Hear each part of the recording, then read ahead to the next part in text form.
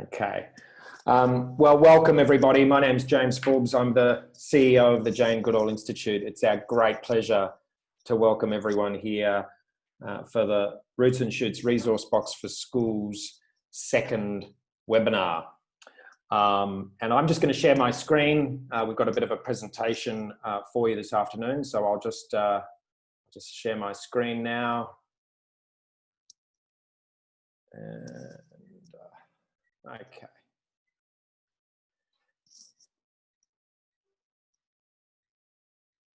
Okay, so before I get to introductions and getting a brief hello from all the participants here this afternoon, I'd just like to do an acknowledgement of country and acknowledge our traditional owners on the lands where we meet. I'm in Gadigal country in the Eora Nation, and I pay my respects to elders past, present and emerging. And obviously it was NAIDOC week last week, but we continue to honour the theme of always was, always will be, and respecting Indigenous cultures over tens of thousands of years of sustainable land management of the lands and seas of Australia, and we pay our respects to their culture. So thank you, and obviously wherever you're on Aboriginal land, acknowledging the elders in your communities as well. So today is the second webinar, as I mentioned before. In the first one, which we have recorded, and if you missed it, you're able to catch up on our website. But in this second one, we're going to dive a little bit deeper today into the program. You'll hear from Angela Colliver, who's the program leader. She's going to talk a little bit more about the kind of program logic and some more detail about what the basis for the resource box is. You're going to hear from Dr. Mark Kohler from the University of Adelaide as he deep dives into the survey and the research that we're doing around the positive impacts that nature-based programming can have on young people. You'll hear from, and also in conjunction with Mark is Dr. Andrew Wicking from Resilient Youth Australia. Andrew is hosting the survey on their website, and they're a very proud partner of the Jane Goodall Institute. So we thank Andrew and Mark for the great work that they're doing and welcome them here this afternoon. Abby Mitchell, our General Manager of Roots and Shoots, who'll also be talking about the kinds of projects and approaches that you can be taking, and also very much spruiking the Roots and Shoots program more broadly and how your school can sign up and become a member of Roots and Shoots. And also we'll be hearing from Gary Wells from WOODiWild, which is a really exciting program that we've partnered with that plants trees right across Australia in support of biodiversity and helping saving our species, but also raising important funds for your schools. So we'll hear from Gary a little bit later. But maybe what I might do is just get a really brief response from all of you before we go on. So Angela, maybe you could introduce yourself. Hi, go for it. My name's Angela Colliver. I'm the author of the learning sequences that some of you may have downloaded and the teacher's guide. I know some of you, I think, already because I've run a lot of nationwide programs like the Carbon Kids program, which was a climate science program for schools, and managed the Australian Sustainable Schools Initiative, which really complements what the Jane Goodall Institute is trying to achieve here in the context of biodiversity and sequestration of carbon. So great to meet you all. Thanks, Angela. And Mark, if you could perhaps provide us with a short introduction. Thanks, James. For those that weren't part of the first session, my name's Mark Kohler. I'm an academic at the University of Adelaide and currently locked up at home, as you might be aware. My area of interest and expertise is really around factors that affect child development and child cognition, and I'm really excited to be partnering with the Jane Goodall Institute on this wonderful project, and looking forward to partnering with you as well in the collection of the information that will be part of this.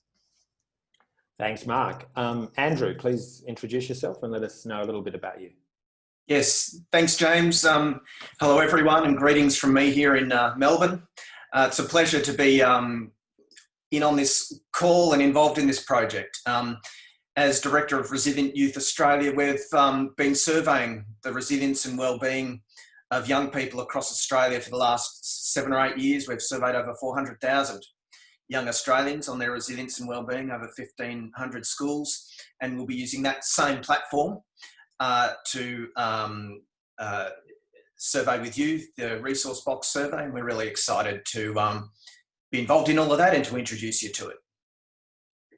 Thanks, Mark. And Abby, please introduce yourself. Well, good afternoon, everybody. I'm Abby. I'm the General Manager of the Roots and Shoots program with the Jane Goodall Institute. And you've all signed up for the free resource box for schools. But what I'd really like to encourage you to do further to that is to sign up to be a Roots and Shoots member. We like to think of it as the largest environmental club in the world. So I'll be talking a little bit more about that later. Thanks, Abby. And Gary, over to you.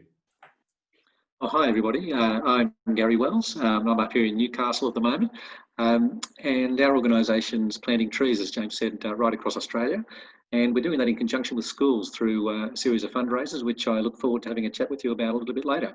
So thanks, James. Thanks, Gary. Okay, so the purpose of today is to dive a little bit deeper into the program itself. As we said, we kind of just gave a really high-level outline in the first webinar. So we really want to dive deeper into the survey, the research, and Gary's going to explain more about the WOODiWild program and how that works. And of course, you're welcome to ask questions in the chat, and we'll answer those as best as we can. Obviously, if we don't get through all the questions, we'll download those and get responses out to people through our FAQ on the website, which you'll be able to refer back to after this. And of course, this webinar will be available. It is being recorded, and it will be available on our website. Just to, I guess, update you about the kind of exciting news in the sense that we launched this week officially on Monday night. We were really blessed to have Jane Goodall herself call in from the UK very briefly to send her best and to say how thrilled she is that this resource box, which is going across to about 4,000 schools, homeschools and others across Australia, is not only bringing a great environmental and social message, but making people aware of the Roots and Shoots program itself, which she actually kicked off in Tanzania back in '91. So Roots and Shoots globally has been going for a long time, but not everyone in Australia knows about it. So this is a really great opportunity for us to showcase what Roots and Shoots is all about, why Jane set it up in Tanzania back in '91, and to get people involved. So we couldn't be more delighted. We had the 2 massive containers of boxes arrive into a warehouse in Sydney a couple of weeks ago. They were a little bit later than we wanted them to be, but I think you all understand that given COVID, a lot of unexpected delays happened with many things. So we've done our best to try and catch up on that. Pretty much about over 90% of the boxes have been delivered now. But if you haven't yet received yours, or you know of someone that hasn't yet received theirs, then do get in touch with us on the info@ email, which is info@, I'll get Gemma to pop that in the chat, info@janegoodall.org.au, and do let us know if there's any issue with the delivery of your box, and we'll track that down and get that fixed for you as quickly as we possibly can.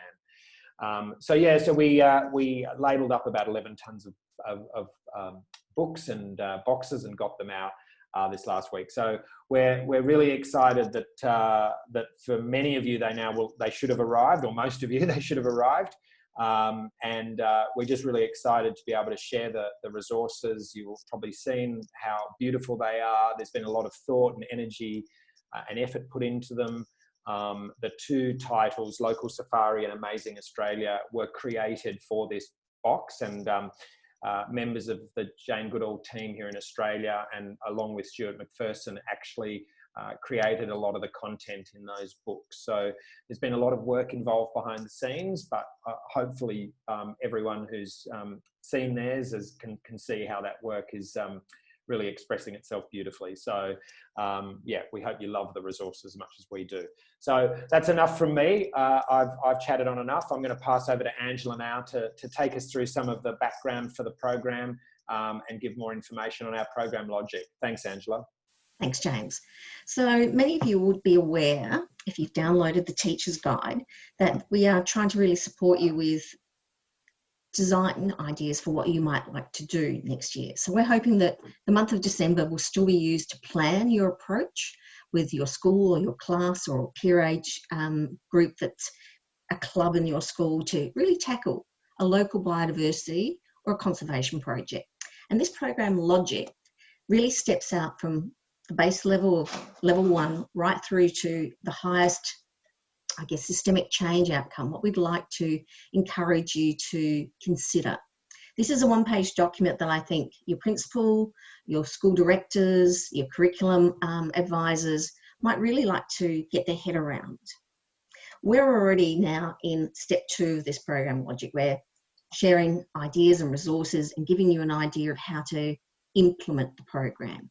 But from stages 3 right up to this high level one of systemic outcome of systemic change, we're giving you a bit of a, I guess, a map, just a map that highlights where we hope the Jane Goodall Roots and Shoots resource box will take everyone who's received the box of goodies.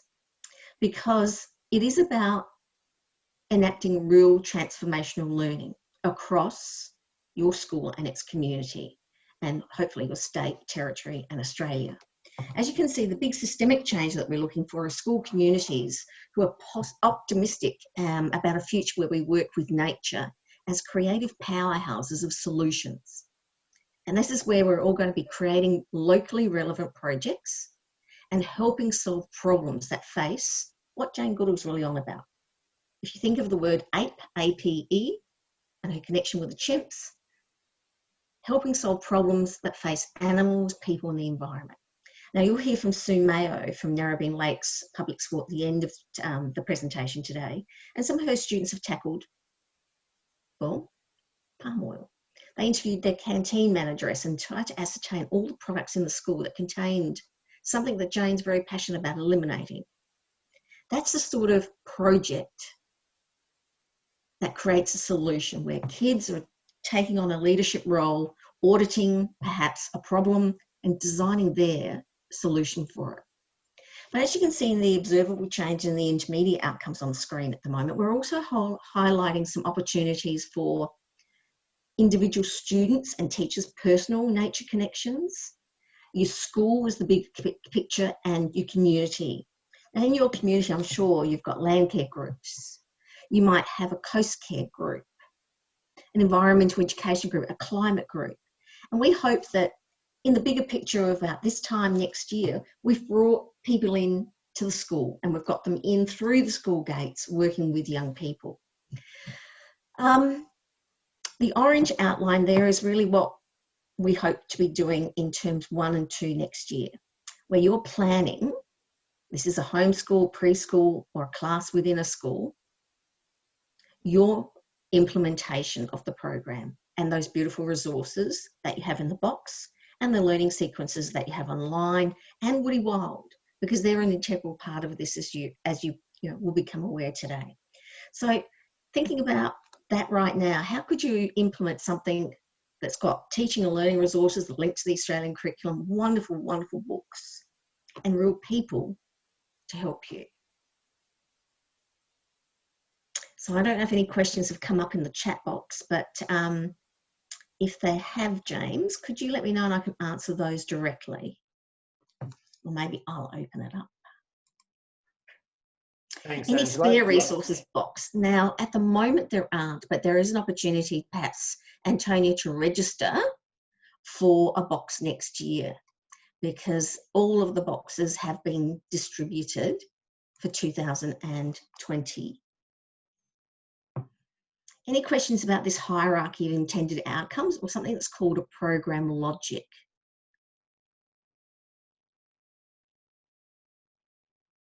It might seem a bit scary right now, especially at the end of the year. We're all pretty tired.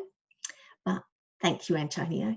But please feel free to email us at info, and I'm also very, very happy to answer questions. You have a sample action plan that's on the website as well, that's broken up into curriculum offerings and on-ground management and education of the community. So they are the three broad categories. You know, how are you going to link the curriculum, the learning sequences and the Amazing Australia book or the activities that are in Local Safari into your learning program? How might you consider using the geographical book, Amazing What on Earth and Incredible Earth, into what you're doing in earth sciences and science? So then the school grounds management, what might you audit? Might you audit how many animals are in the school grounds? We had a lovely story that's just been shared with me from Geranium Primary School in South Australia, and they audited just that because they're near Monarto Zoo, and yeah, they wanted to find out what they had and then work towards a project that could conserve and enhance those species. All right, well, I might hand over, but remember you can always contact us at info@janegoodall.org.au, and we're happy to help. Thank you very much, Angela. Okay, moving on to the research side of things, I'm going to hand over to Mark, and I'm assuming Andrew's going to chime in as well, but over to you guys to have a talk about the research, and just let me know when you need me to shift a slide. Sure, thanks again, James. Hi, everyone. For those of you who were part of the first session, you will remember that I spent a bit of time going through the background to the research that has informed this project, and also our way of that we're wanting to monitor the outcomes. So the benefits and the impact that this project and program is having. And essentially that will involve your children, or those children that are involved in the activities, and yourself as the educator, be it the teacher or the homeschooler, or your capacity there in managing and overseeing these activities, to fill in a survey. For the kids, that involves a survey before and then after they've completed the program, and for you as the educator, just the one time following completion of the program. So you really are our citizen scientists, and we are really depending on you to partner with us in the collection of this information. It's really important because it provides us with that direct assessment of the impact that the program is having. It's the only way that we can really make a good direct assessment of that. That will help us, that will inform us in terms of improving the program, moving into the future, and into informing us about the specific impact in the community. But it also means that it will help us leverage funding, which means that you'll get another free box sometime into the future, hopefully. So it's important for all of those reasons. But of course, the bigger reason is because of that impact on the environment, on conservation, behaviour and attitudes, and on student wellbeing in particular. And so today, so I'd encourage you to have a listen to that first session if you weren't part of it, just to get a little bit of the background to the science. Today, we're only going to very briefly look at the survey itself, really just to get you familiar with what that process is going to look like. Hopefully, you'll see it's a very simple process, and there'll be communication that you'll be receiving soon and along the way. To help with that, of course, there's always be the info email, and there'll also be a direct email for any sort of technical issues that you may face to do with the survey itself as you move along, so you can get a little bit more of a focused and a quick reply to sort of those specific types of issues. Of course, if there are any questions about the research and the background to this along the way, please do use the info email, or feel free to look up Andrew or myself and email us directly. Either way is fine. We're more than happy to talk to you more about that side of the project if you're interested. Okay, so just with the slide in front of us, the online survey, its purpose is to monitor the impact of the resource box, and we're targeting the impact on child wellbeing and school engagement in particular. And again, this is driven by the evidence and by the science, and also by our interest in terms of the impact we're wanting to have in the community. It also assesses changes in a child's connectedness to nature. So the research shows that with more and more direct engagement with nature, a child transitions, if you like, along this trajectory of being not just within nature, but feeling connected to nature and then becoming an active proponent for nature. And so that's a developmental process, and we want to be able to monitor that as well. And then, as I mentioned, there's a teacher report that where we're really requiring you to tell us about what resources and activities you undertook. That'll help us to know which resources were used and the type of activity that you underwent. And there's also in there is a little bit about your own thoughts around nature. And that's important to us because it's sort of a, if you like, a control on that level of attitude and engagement from the person who's implementing and directing it. So it's all the surveys are anonymous and of course voluntary, but we are really requiring that information to to produce these quality outcomes and to monitor the outcomes. So there's 5 possible surveys per school, and that sounds like maybe a bit of a dog's breakfast or confusing, but I'll step you through it, and then Andrew's going to take over, and he's got some screenshots from the survey, which will make it hopefully very plain to you. So the 5 possible surveys are this. There's the baseline survey for the children, and there are 2 versions of that. One is for lower primary, one is for upper primary. Okay, so really you can understand it as a baseline survey for children. That's point 1 there, but there are 2 versions based on the age of children. You'll receive a code, 2 codes, one for the lower primary and one for the upper primary. Anyone, say within that lower primary age range, uses that 1 code. Anyone within the upper primary age range uses that 2nd code. That's all you need. There's no individual codes per student, just the 1 code for each age group per school. Then there's another pair of codes that you'll receive down the track, and it's the same process again. It simply links the students in your school, be they the upper primary or the lower primary students, to the relevant 3-week follow-up survey, okay, or follow-up survey. So that's fairly simple. So long as you've got those codes, you'll be sent them. If you lose them, you can let us know. We'll send them to you again. And you'll see in a moment, Andrew will show you how simple it is to enter those codes and start the survey process. And then the final one that I'll mention there is a 5th code, and that will be the teacher survey code, which you use to complete your own survey. And that's after the activity's been implemented. So again, it's the same web link. You just enter your 6-digit code, and it will take you directly to that appropriate survey for you. Okay, so you receive those 5 separate codes, 1 for each of the above. You go to the direct link and enter that code, and away you go. And so it's a simple process. Of course, we understand. I mean, I've got 5 children at home at the moment. We're all under lockdown. You'll have however many children you'll have to coordinate with this survey, but that's where we're trusting in your experience and your expertise to hopefully allow that to happen well. Of course, it's not so strict that every child needs to be sitting in a computer pool or somewhere and all doing it at the same time under exam or test conditions. You can be assisting them with the reading of the survey if necessary. They can be completing them sort of sequentially if necessary, so long as we get them before and then ideally around the 3 weeks after your program is completed mark. Well, I will hand over to Andrew.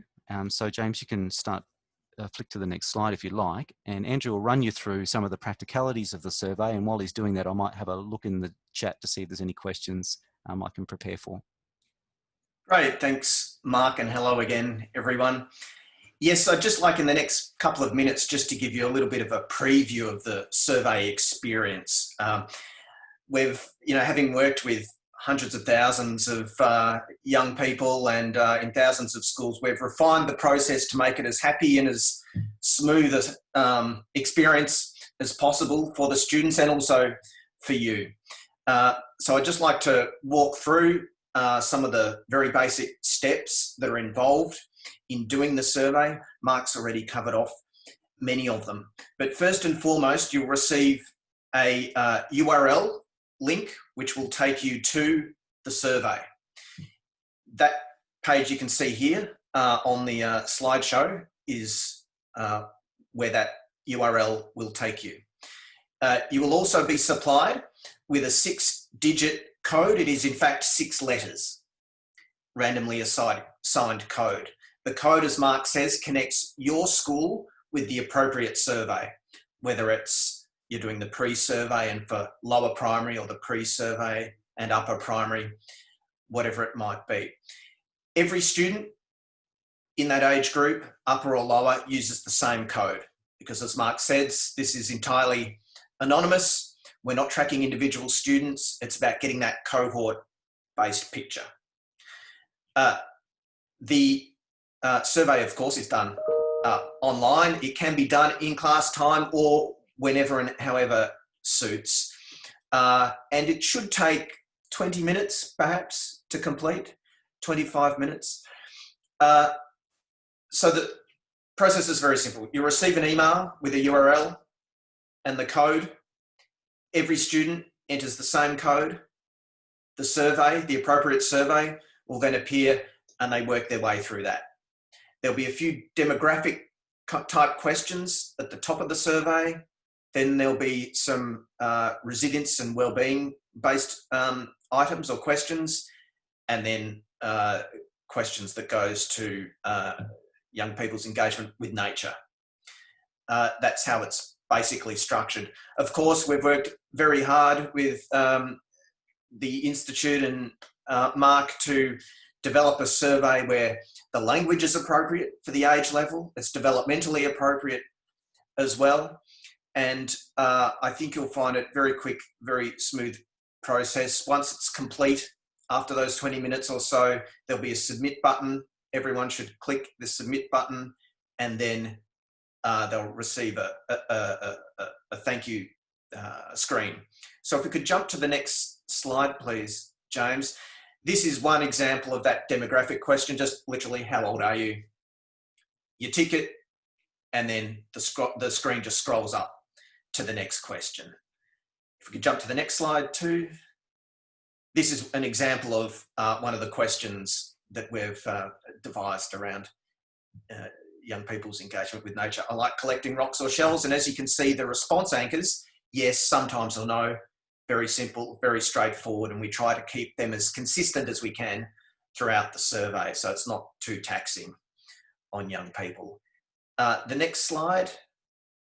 This is one of those more resilience-based questions. I enjoy learning new things at school. And again, simply click on it, and the screen keeps scrolling. If a question isn't answered, when the student gets to the bottom of the screen, it will automatically scroll up for them to complete. They must complete every item before continuing. That's the one, if you like, constraint. Every question must be completed. Of course, with this survey, as with any, if for any reason a student doesn't wish to continue, of course they do not have to. That's perfectly fine. But every question must be answered to be able to press that submit button at the end. And this page here is just an example of the first welcoming page for the teacher or staff survey, which will be available to you in that, I'm not sure exactly what the scheduling is, but next year when your students also do the post survey. That, I think, the next screen, James, what do we have? Right, so that it is very simple. It's a very smooth process. If you have any questions prior, please, of course, as Mark says, reach out to me or Mark. Very happy to answer any of your questions. This whole Roots and Shoots project is an amazing thing to be involved with, and even this smaller survey piece is really important to that larger project, and an important contribution in itself. So we really encourage you to get involved in the survey, to get as many numbers through as you can as are relevant, and we thank you for participating. Mark, is there anything else to cover off?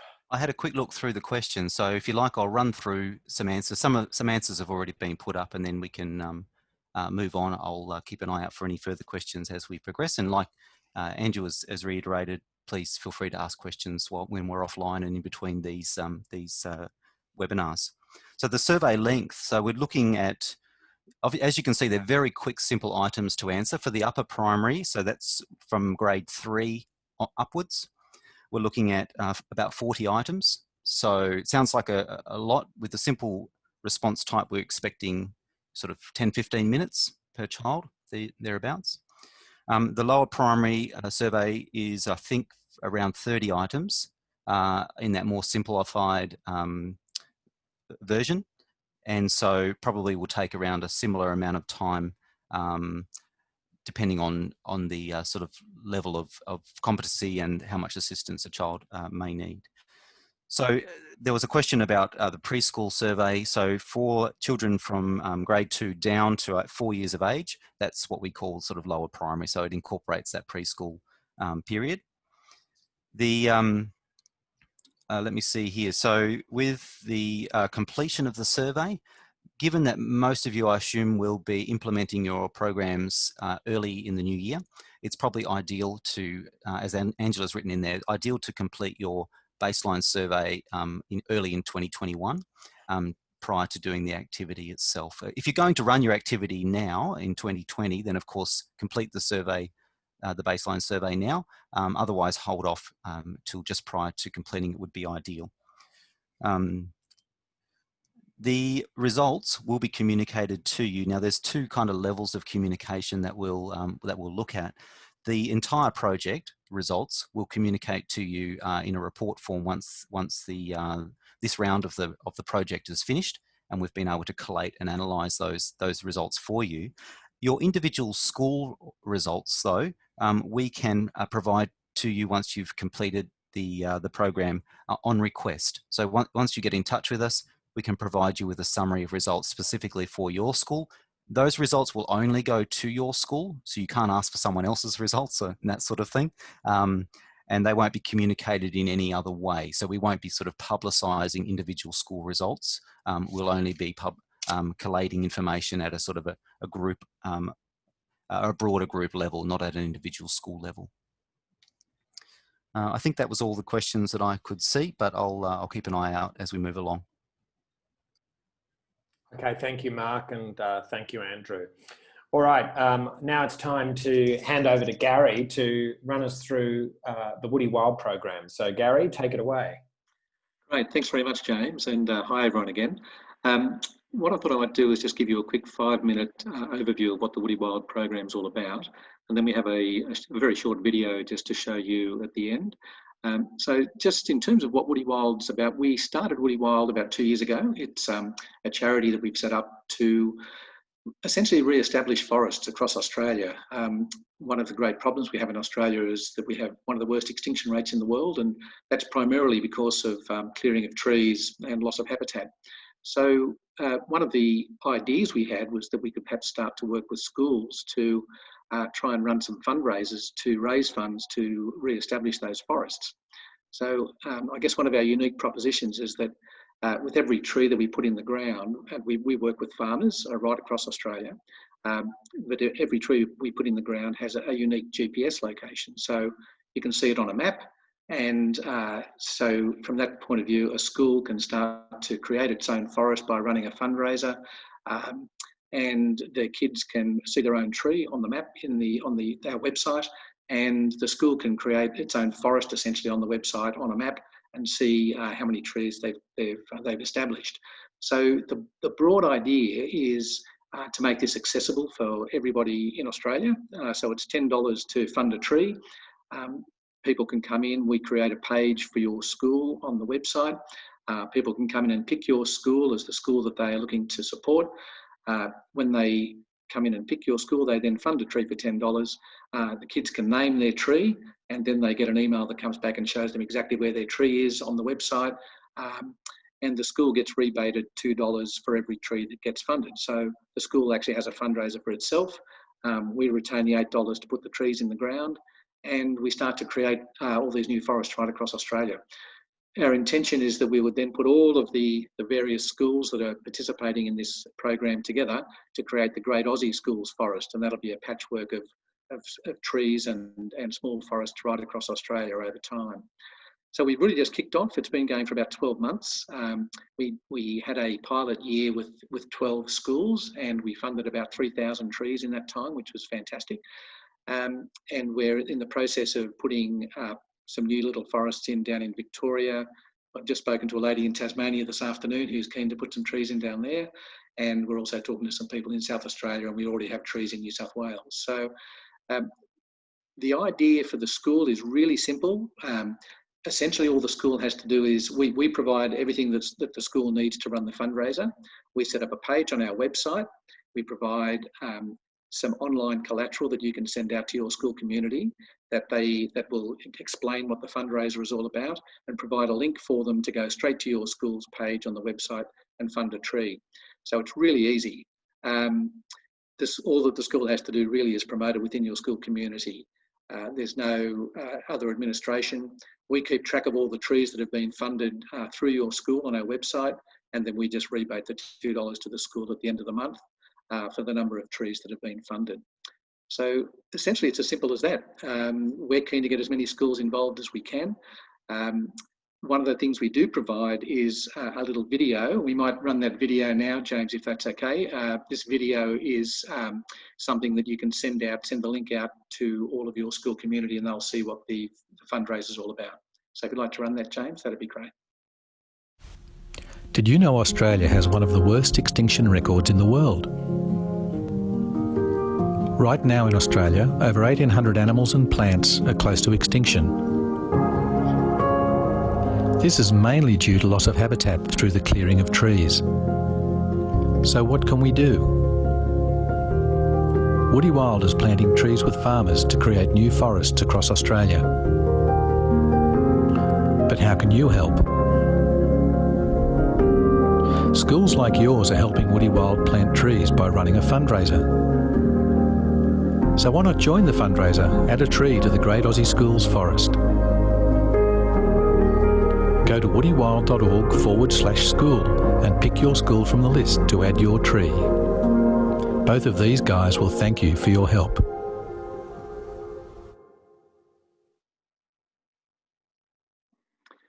Thanks, James.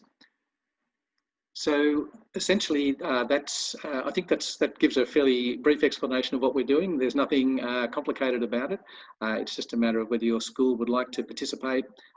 It's just a matter of getting in touch with us, and you can do that. I think a brochure was sent out for WOODiWild with the resource box, and it has our contact details available there. Or you can just contact us directly at info@woodiwild.org, which we'll put up on the chat line. So I think that's probably all I need to say today, James. So thanks very much, and thanks to Jane Goodall Institute for allowing us to participate in the resource box, which is a great initiative to try and get biodiversity going again in Australia. So thank you. Thanks, Gary. Yeah, we can put that email in the chat, and maybe Gary, if you have a look at the chat, and there may be some questions that come through about WOODiWild, you can answer those. That'd be great. All right.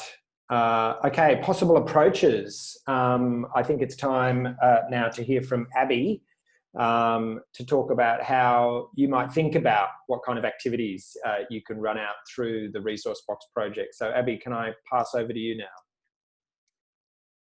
Hi everybody, I hope you can hear me. Yes, I'm the General Manager of Roots and Shoots Australia, and I would say that the best thing about my job is watching these fantastic projects happening all over the place, because really what Roots and Shoots is about is people finding solutions to local issues, and all of those solutions developing into global impact. So, one at a time, we're actually creating a better world, which is really cool. So I thought I'd share some of the projects that come through Roots and Shoots. And when I say come through Roots and Shoots, I guess we're looking at two different processes here. So you've signed up for the Roots and Shoots resource box, which is fabulous. But to register as a Roots and Shoots school or as groups within that school, that's a slightly different process, but it's all, under the same umbrella really.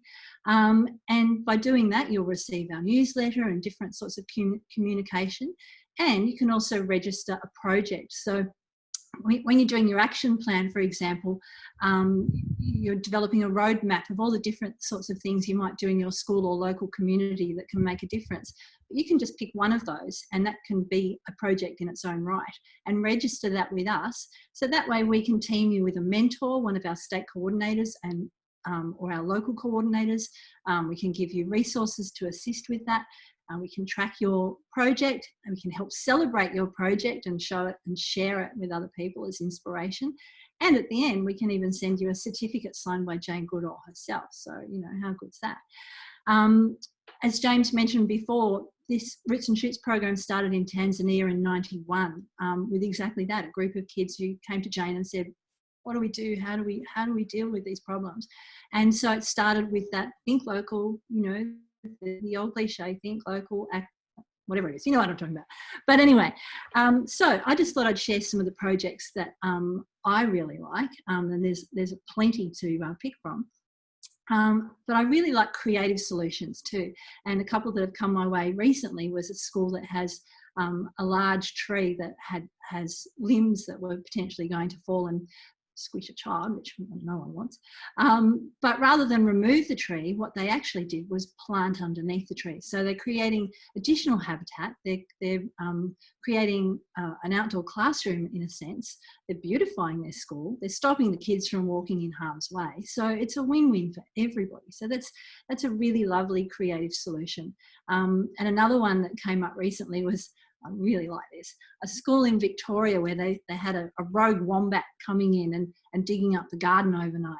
So rather than fencing the school and blocking out the wombat, what they did was they raised their garden beds so that the wombat can't dig into them. So they still have the wombat able to come through the school. It can still use its territory, and everybody wins. And I think that's, you know, that's the way we need to be thinking. But some other schools that I'd like to flag, through our mini grant program, which is open every April or May every year, we offer a $250 or $500 seed funding grant, if you like, not to plant seeds as such, but just to start your school or individuals or homeschoolers or whoever it is on a journey. So a little bit of funding to get them going.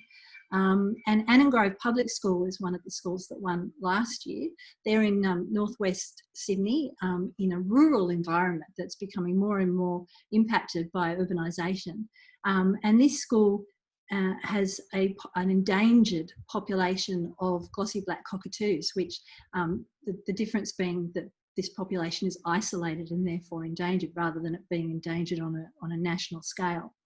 And the main reason for that is habitat loss, but very specific habitat in this case. So glossy black cockatoos only eat the seeds of she oaks, that being casuarinas and allocasuarinas. And so these students, having done their research, they went and collected seeds from nearby casuarina groves, and they planted hundreds of them. In fact, you can see them in the photo there. So they're the kids on the right with their hands in the air, and their handiwork is down below that. And they also teamed up with the local community nursery to buy some more of the plants as well. So, you know, fantastic. They saw a problem, they had a solution that was absolutely applicable to their immediate area. And, you know, that's what it's all about. And they look like they're having fun, don't they? Good job. Another one that I really like was from Margaret River Independent School in WA, and they had an area which they considered to be a wasteland in the, you know, back at the school somewhere. So they turned it into a frog bog. Well, you know, I think they should be calling it frog heaven, really. So the top photo on the left there, that's just after they finished it. But what they had to do was research the sorts of frogs that would be in their area, because obviously it's got to work for them. They had to look at the plants that would attract insects, so the frogs had a food source. They needed to look at aquatic plants that would be suitable within the frog bog. They actually made a 3D model of it before they started. But one thing I particularly like about this is they didn't just finish the frog bog and that was it. They monitor it over time. And see, that's really important to show the success of something. So they team with WA Museum in a citizen science project, and they regularly look for their frogs. They obviously listen for frogs, and they look at how that new environment is being successful. And I think that's fabulous. Another one that I really like was through Kenmore Girl Guides, and this is a really terrific example of holistic thinking. They realised, a young girl called Ava, who sort of approached us for a grant and to share with her guides, realised that there was an issue with the Richmond birdwing butterfly, which is actually the largest butterfly in temperate Australia. And the issue isn't so much with the butterfly itself, it's actually with the caterpillar. The butterfly is a nectivore, as most are, so there's actually, and they're a generalist, so plenty of food for them. But for the caterpillar, they're really fussy, a bit like our glossy black friend. And they only like 2 species of vines. And beyond that, nothing. Now, obviously with habitat destruction, those vines in themselves were decreasing, but there's another catch here, and that is that there's another vine called Dutchman's pipe, which looks really, really similar to the first vine, and the butterflies can't tell the difference. So they were laying their eggs on the wrong vine, which is toxic, and killing the caterpillars. So the girls realised there was an issue there with that. They ended up buying 82 of the vines, the birdwing butterfly vine, and planting them by working with their local council, so establishing a site through the council. They also removed any of the Dutchman's pipe toxic vine first. They worked with the Queensland Preservation Society, looking at the education around all of this. And, you know, it gets better. They also worked with a community group 200 kilometres south from where they are, down near Grafton, who had flagged this issue some 20 years prior. So the community group were made up of, shall we say, older people. And but they were really excited to be encouraging this next generation to be looking after the environment. And they came up to Kenmore and helped the girls plant. So, you know, it's this lovely, you know, full community, holistic thinking. It's just great. But of course, Roots and Shoots isn't just about animals. It's also about people and about the environment and sustainability more broadly. So another project that came to us was through a girl called Emily Walker, who at just 9 years old, she has established so much. And I really encourage you to go and jump on our website at some point and look in our news section, because there's a whole list of what Emily has done. But just to recap, she was dead set against single-use plastics, and let's face it, we should all be. And so she started with presentations in her school. She managed to get rid of plastics in her school in the sense of straws and even things like poppers and the straws that are attached to that. She rallied with local council, politicians, including the Environment Minister, cafes and restaurants, and had them pledge to remove straws from those sorts of places. She collected 120,000 straws, amazing, hopefully not just by herself, and sent them off to a company in Victoria who create furniture out of things like straws. So that's really cool.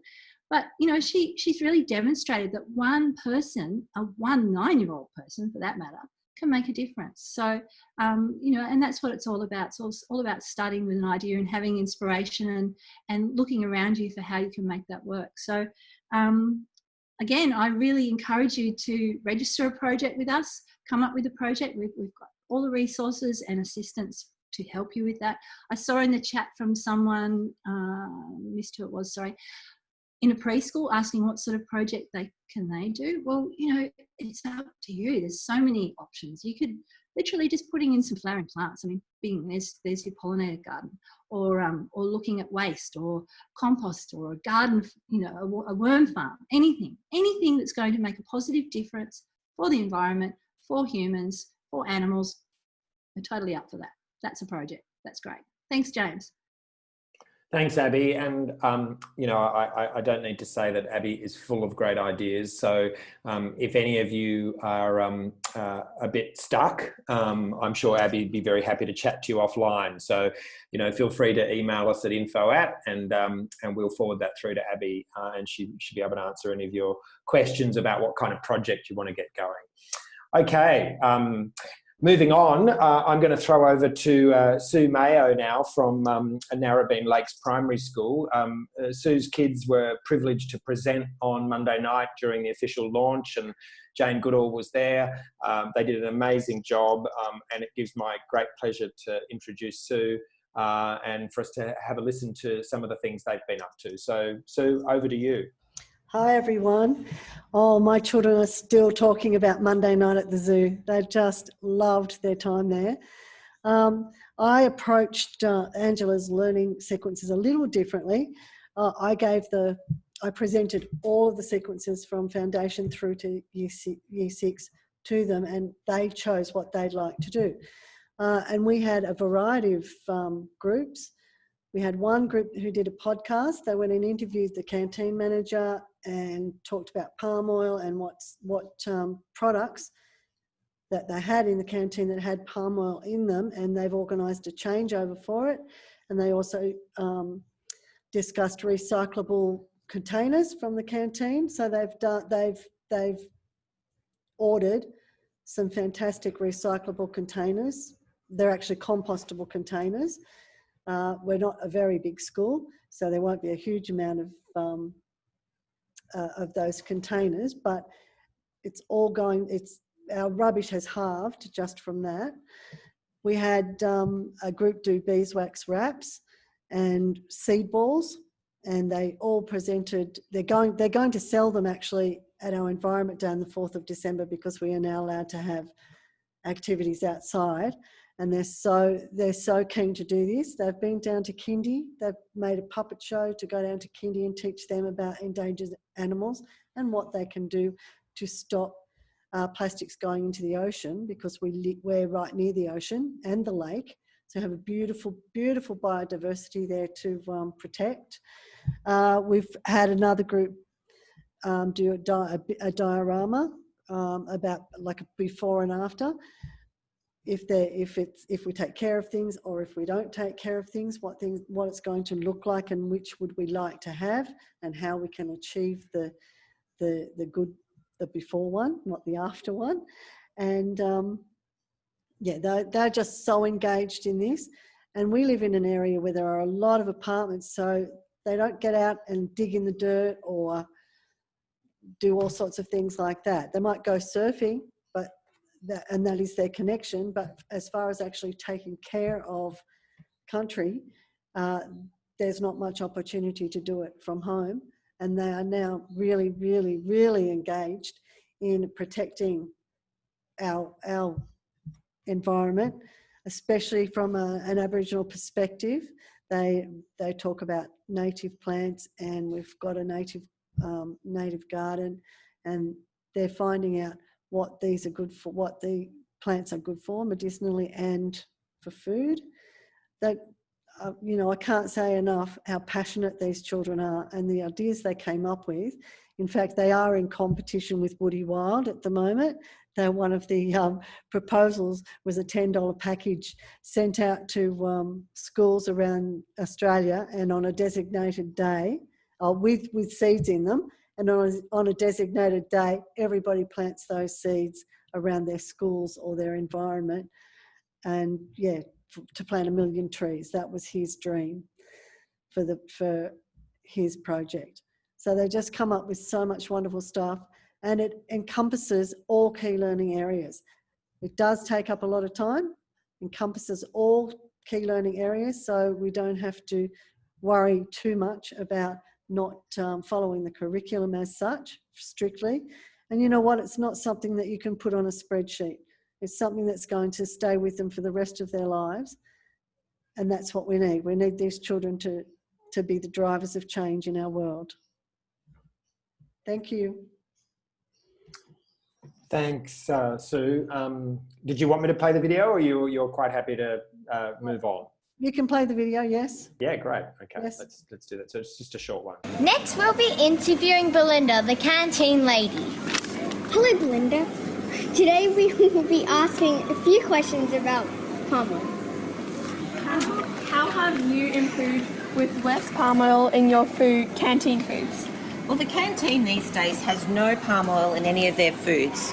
We specifically select products that do not contain palm oil. Do you have any non-palm oil food or ideas, and what are they? Well, we use mainly fresh foods, like vegetables, fruit, meats. They do not contain any palm oil, so we select them to be our most used foods in our canteen. We have seen you have changed to paper compostable bowls for lunch orders. How did you think of that? Well, we came up with that idea to help with the environment. I spoke to Mrs. Mayo here at the school, and we came up with an idea to use compostable bowls. So we got those in, and they've been a great idea. what products did you find which have palm oil in and you didn't even know? Well, quite some time ago, we did we went through the canteen products to see if any of our items did contain palm oil. We did find one packet of chips here which would contain palm oil, so we decided we would no longer be purchasing those. And we moved to popcorn instead, which does not contain the palm oil in them. How do you feel about the fact that you are helping to save orangutans' habitat by not selling palm oil products? I think that's the biggest achievement anyone in the world can do at the moment to save our orangutans. And if we can do it in a school canteen, we could do it anywhere. And it brings the children more aware that, you know, we must save these beautiful creatures by not purchasing palm oil. I'd like to thank you for your time. Can we congratulate you for your hard work? Again, thank you. And remember to stay orangutan safe. Fantastic. Another thing that the children did do was they did find a couple of products in the supermarket that had the fact that they don't use palm oil on the packet. So they wrote to those companies to thank them for not using palm oil and assured them that their families would buy those products because they were palm oil safe. Yeah, we often forget about that, you know, rewarding people for positive action as opposed to knocking people on the head for doing the wrong thing. I think that's always a good approach, isn't it? So thank you, Sue. Really appreciate that. Thank you. That was awesome. Thank you so much.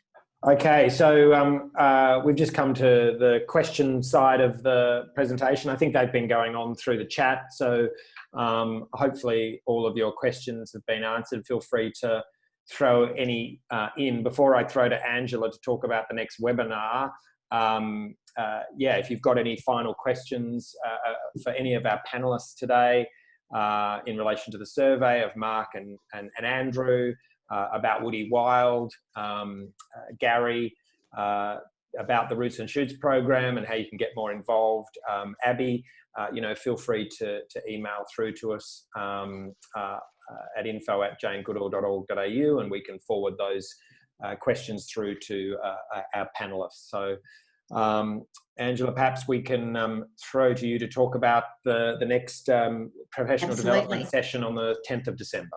Thank you. Yes, same time, same place, but 10th of December. And this time we'd like to really celebrate, I guess, everything that's happened with the resource box. And we invite you to bring a cup of tea, a glass of champagne, whatever you'd like, a bit of an e-drinks time. But we'd like to also hear from you as to what your plans might just be for 2021. So we're not going to have a formal agenda as such. It's going to be open slather to just sort of say, this is what I'm thinking, what do you think? And we just want it to be a bit of a collective time, celebrating and sharing. Thanks, Angela. And that brings us to the end for today. Just to let you know, there will be